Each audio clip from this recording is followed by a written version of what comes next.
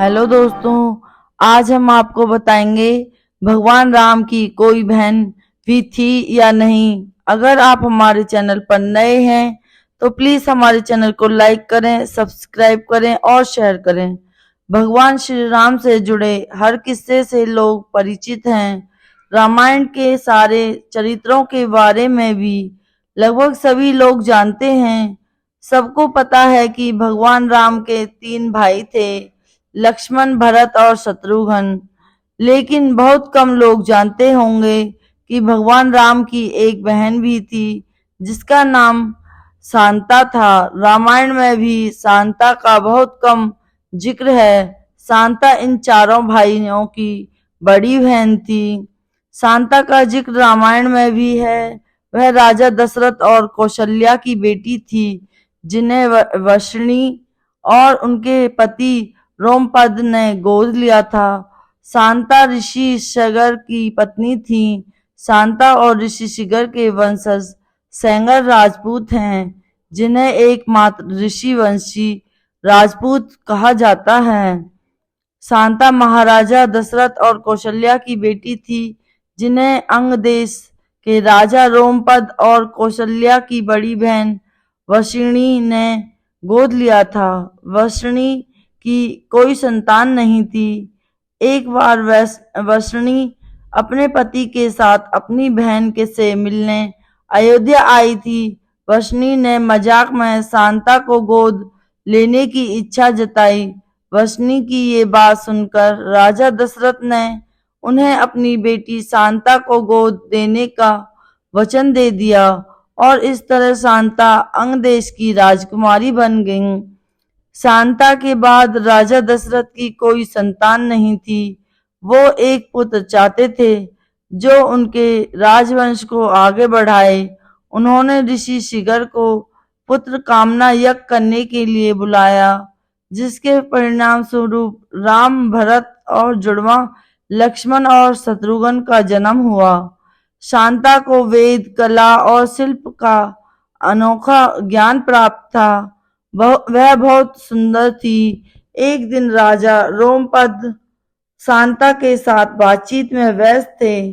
तभी एक ब्राह्मण मानसून के दिनों में राजा से खेती में मदद मांगने आया। रोमपद ने ब्राह्मण की याचिका पर ध्यान नहीं दिया। अपनी उपेक्षा से नाराज ब्राह्मण वहां से चले गए। वर्षा के देव इंद्रदेव भी अपने भक्त के इस अपमान से नाराज हो गए।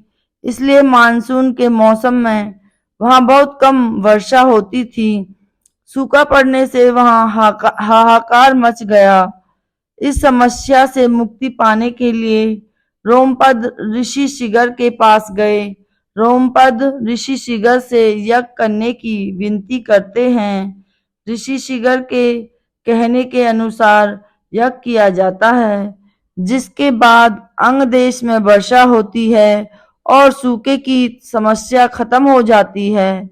इससे प्रसन्न होकर रोमपद ने अपनी पुत्री शांता का विवाह ऋषि शिगर से कर दिया। रामायण में कई पात्रों की कहानियों की तरह शांता के बारे में भी विभिन्न मत हैं। सत्य साईं बाबा ने बताया कि एक प्रवचन के अनुसार राम को जन्म देने से पहले कौशल्या की एक बेटी थी जिसका नाम शांता था। वह एक लड़की थी और सिंहासन पर नहीं बैठ सकती थी, इसलिए उन्होंने शांता को एक ऋषि को गोद दे दिया।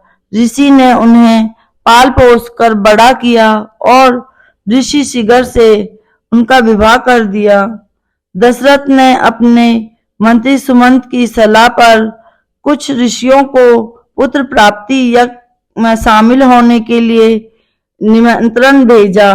दशरथ ने ऋषि शिगर को खास तौर पर आमंत्रित किया और समारोह में आने के लिए कहा। ऋषि शिगर एक महान ऋषि थे। वह जहाँ भी पैर रखते थे वहां समय पर बारिश, शांति और समृद्धि रहती थी। वहां लोग आनंद में रहते थे। सुमंत ने ऋषि शिगर के पास जाकर उन्हें यह यज्ञ करने को कहा। यज्ञ में आने का निमंत्रण मिलने पर ऋषि शिगर ने कहा, मैं अकेला नहीं आ सकता। मैं यज्ञ करने के लिए सहमत हूँ, लेकिन मेरी पत्नी शांता भी मेरे साथ आएंगी। वह भी ऋत्विक के रूप में कार्य करेंगी। सुमंत इस शर्त को मानने के लिए सहमत हो गए। राजा शांता और ऋषि शिगर अयोध्या पहुंचे। शांता ने दशरथ और कौशल्या के चरण स्पर्श किए। शांता को देखकर राजा दशरथ हैरान थे, क्योंकि वह किसी ऋषि की तरह दिखती थी। शांता ने जहां भी पैर रखा, वहां से सूखा गायब हो गई।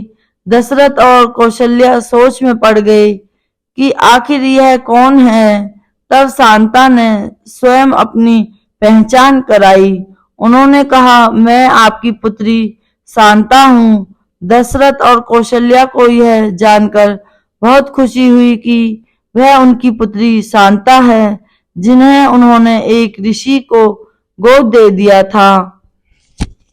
एक दूसरी कहानी के अनुसार शांता को किसी को भी गोद नहीं दिया गया था। अयोध्या में एक बार भयंकर सूखा पड़ा था और ऋषि शिगर को यज्ञ करने के लिए बुलाया गया था। ऋषि शिगर द्वारा यज्ञ किए जाने पर जोरदार बारिश होती है और हर कोई खुशी से झूम उठता है। राजा दशरथ ऋषि शिगर को पुरस्कार देना चाहते हैं। ऋषि ने राजा दशरथ की बेटी शांता का हाथ मांगकर वहां सबको चौंका दिया। हालांकि राजा दशरथ अपनी राजकुमारी बेटी का हाथ एक ऋषि को देने के इच्छुक नहीं थे, लेकिन फिर भी वह इस बात के लिए मान गए। सालों बाद भी राजा दशरथ की कोई संतान नहीं होती है। वह पुत्र प्राप्ति यज्ञ करने के लिए फिर से ऋषि शिगर को आमंत्रित करते हैं। यज्ञ कराने के बाद ऋषि शिगर रानियों को प्रसाद खाने को कहते हैं। इस तरह अयोध्या के राजकुमारों का जन्म होता है।